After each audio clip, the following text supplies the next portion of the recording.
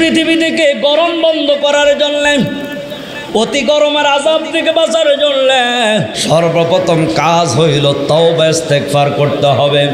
আমার আল্লাহ কোরআনুল কারীমের মধ্যে বলছেন, ফাকুল তাস্তাগফিরু রাব্বাকুম ইন্নাহু কানা গফফারা ইউরসিলিস সামাআ আলাইকুম মিদরারা। ও বান্দা, যদি তুমি বৃষ্টি চাও, আমি আল্লাহর কাছে 1 নম্বরে ইস্তেগফার করো।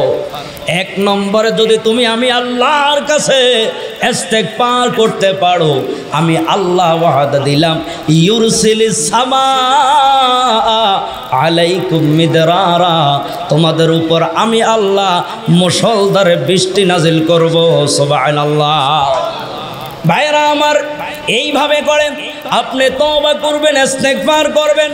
দ্বিতীয় নম্বরে আপনার আর আমার যেই কাজ, সেটা হইল 2 রাকাত ইস্তেসকার নামাজ পড়তে হবে। জোরে কোন কয় রাকাত? শুধুমাত্র ফজর, জোহর, আসর, মাগরিব, এশা, তারাবির নামাজ, তাহাজ্জুদের নামাজ, বিতিরের নামাজের নাম জানি, আরও কত নামাজ দেয়া আছে নাম জানি না। কেননা ইসলাম থেকে আমরা দূরে, দুনিয়ার দিক দিয়ে আমরা আউগে আছি। ঠিক কিনা জোরে কান? ইস্তেসকার নামাজ জীবনের নাম শুনছেন নি? ইস্তেসকা এটা হইল আরবি শব্দ, এটার বাংলা অর্থ হইল বৃষ্টি বর্ষণের নামাজ। এটার বাংলা অর্থ কি বলেন? বৃষ্টি বর্ষণের নামাজ। এই নামাজ আছে, কিন্তু আমরা আমল করি না দেখা, কোরআন হাদিস থেকে দূরে দেখা ইস্তেসকার যে একটা নামাজ আছে, আজকে এত দিন ধইরা এত কড়া গরম পড়তেছে, একদিনও জেহানের মধ্যে আসে নাই যে ইস্তেসকার নামাজটা পড়তে হবে। আল্লাহর নবী জুমার বয়ান দেওয়ার জন্য খুতবায় দাঁড়াইলেন। মদিনার মধ্যে বৃষ্টি বন্ধ হয়ে যাওয়ার কারণে পশু পাখিগুলা কষ্ট পায়, জীব জানোয়ারগুলা কষ্ট পায়। এক সাহাবী মসজিদের মেহরাবের সামনের দরজা দিয়া ঢুইকা রাসূলের সামনে আসছে। আয়েশা বলতেছে, নবী গো, এলাকার মধ্যে বৃষ্টি হয় না, যার কারণে পশু পাখি গরু ছাগলগুলা এমনইভাবে মরে যাচ্ছে, রাস্তাঘাটগুলা অচল হয়ে যাচ্ছে। ইয়া রাসূলুল্লাহ, আপনি আল্লাহর কাছে দোয়া করেন, আল্লাহ রাব্বুল আলামিন যাতে করে বৃষ্টি নাজিল করেন। আমার রাসূল ওই খুতবার মধ্যে দাঁড়াইয়া আল্লাহর কাছে কয়, আল্লাহুম্মা আসকিনা গায়সান মুগীসান মারিয়ান নাফিআন গায়রা মুদার আজিলান গায়রা আজিল। আল্লাহর কাছে দোয়া করে, আল্লাহ এই এলাকার প্রতি আপনি বৃষ্টি নাজিল করেন, এমন বৃষ্টি যেই বৃষ্টিটা জনগণের জন্য উপকার হবে, যেই বৃষ্টিটা জনগণের জন্য ক্ষতি হবে না, মঙ্গল হবে। তবে এটা দেরিতে দিয়েন না, জলদি দেন। এই কথা বলতে দেরি হয়েছে, বৃষ্টি শুরু হয়ে গেছে। সুবহানাল্লাহ। একদিন 2 দিন না, এই জুমা বলছে পরের জুমা পর্যন্ত একটানা বৃষ্টি চলতেছে, একটানা বৃষ্টি চলতেছে। ওই সাহাবী পরের জুমা আসলো, আয়েশা বলতেছে, ইয়া রাসূলুল্লাহ, ইয়া হাবিবাল্লাহ। বুখারী শরীফের বর্ণনায় ওই সাহাবী বলতেছে, ইয়া রাসূলুল্লাহ, ইয়া হাবিবাল্লাহ, অতিরিক্ত বৃষ্টি হওয়ার কারণে পশু পাখিগুলা, গরু ছাগলগুলা মরে যাচ্ছে, কষ্ট পাচ্ছে, রাস্তাঘাট তলিয়ে যাচ্ছে। আল্লাহর কাছে দোয়া করেন, আল্লাহ যেন বৃষ্টিকে বন্ধ করে দেয়। আমার রাসূল আবার দোয়া করলো, আল্লাহুম্মা আনজিল আলাইনা সাইয়্যিবান নাফিআ। ও আল্লাহ, এলাকার মধ্যে এমন বৃষ্টি নাজিল করেন যেই বৃষ্টিটা জনগণের উপকার হবে। এই মুহূর্তে মদিনাতে বৃষ্টির দরকার নাই, এই বৃষ্টিগুলা পাহাড়ে দিয়া দেন, টিলার মধ্যে দিয়া দেন, উপত্যকায় দিয়া দেন, বনে জঙ্গলে দিয়া দেন। মদিনার সাহাবীরা ডাক দিয়া কয়, রাসূল দোয়া করতে দেরি হয়েছে, বৃষ্টিগুলা দৌড়ায়া পাহাড়ি অঞ্চলে চলে গেল। সুবহানাল্লাহ। নাস্তিকরা বলে রৌদ্র ঠান্ডা এমনি হয়েছে, আমার আপনারও ধারণা হইল আল্লাহ হেফাজত করুক, গরম মনে হয় আসছে সময় মতো ঠিক হয়ে যাবে, ঠান্ডা মনে হয় আসছে সময় মতো ঠিক হয়ে যাবে।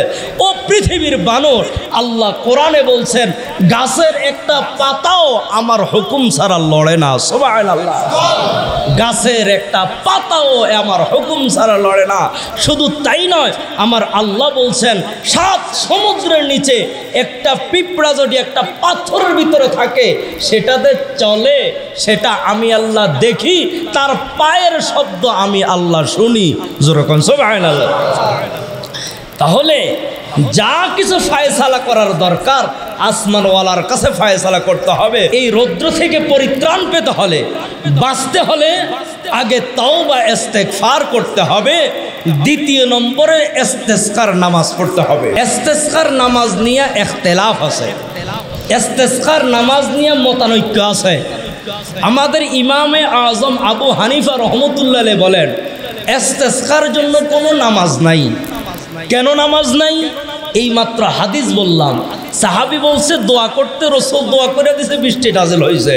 পরের জুমায় বন্ধ হইতে বলছে, দোয়া করছে, বন্ধ হয়ে গেছে, কোনো নামাজ নাই। ঠিক কিনা জোরে কান? কিন্তু বুখারীর আরেক হাদিসের মধ্যে আছে, আরেক বছর যখন নাকি বৃষ্টি হয় না, রাসূল সাহাবীদেরকে নিয়ে 2 রাকাত নামাজ পড়ছেন। ওই 2 রাকাত নামাজের মধ্যে ঈদের নামাজের মতো জোরে জোরে কেরাত পড়ছেন। প্রথম রাকাতে সাব্বিহ ইসমা, দ্বিতীয় রাকাতে হাল আতাকা হাদিসুল গাশিয়া পড়ছেন, কেরাত জোরে করে পড়ছেন। এমনইভাবে নিম্নমানের জামা পরিধান করে গেছেন, পশু পাখিগুলো সাথে করে লইয়া গেছেন, আল্লাহর কাছে কান্নাকাটি করছেন। প্রথমে 2 রাকাত নামাজ পড়ছেন, এরপরে রাসূল তার চাদর উল্টাইয়া দিছেন, উল্টাইয়া দিয়ে হাত উঠাইয়া কান্নাকাটি করছেন। তার মানে বোঝা গেল নামাজ না পড়ার কথাও আছে, নামাজ পড়ার কথাও আছে। এই জন্য প্রথম মতটা গ্রহণ করছেন ইমাম আবু হানিফা, আর নামাজ পড়ার মতটা গ্রহণ করছেন ইমাম মুহাম্মদ, ইমাম আবু ইউসুফ, অর্থাৎ সাহিবাইন রাহিমাহুল্লাহ। 2 জন, এই 2 জনের কথার উপরে ফতোয়া ইস্তেসকার নামাজ পড়তে হবে। ইস্তেসকার নামাজ কি করতে হবে বলেন? পড়তে হবে। কোথায় পড়বে?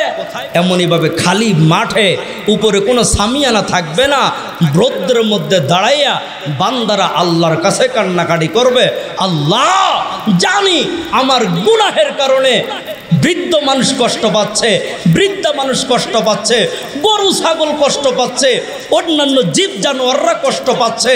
আমার গুনাহের জন্য তুমি এলাকার প্রতি আযাব এবং গজব দিয়া মানুষদেরকে কষ্ট দিও না। এটা হবে আমার আপনার প্রথম মুনাজাত। ঠিক কিনা জোরে কান? কেননা একজন দাঁড়ান আমি নেককার, ঠিক কিনা জোরে কান? একজনও খুঁজে পাওয়া যাবে না যে সাহস করে বলতে পারে আমি নেককার। এখন যদি বলেন আমি নেককার, আমি 5 ওয়াক্ত নামাজ পড়ি, আমি বলবো কয়দিন হুজুরি কলব নিয়া, অন্তরটা হাজির নিয়ে নামাজ পড়ছেন, আল্লাহু আকবার বলে দাঁড়াইছেন, মনটা বাসায় চলে গেছে, মনটা ব্যবসায় চলে গেছে, মনটা রাস্তাঘাটে চলে গেছে, তাহলে কয়দিন নামাজ কবুল হয়েছে, কোন দিক বিবেচনা করে আপনি নিজেকে আল্লাহর ওলি দাবি করতে পারেন? এই জন্য সকলে স্বীকার করে নিতে হবে আমরা সকলেই পাপী, আমরা সকলেই অপরাধী। এই জন্য রৌদ্রের মধ্যে দাঁড়াইয়া মালিকের দরবারে সারেন্ডার করার দরকার আছে নাকি নাই?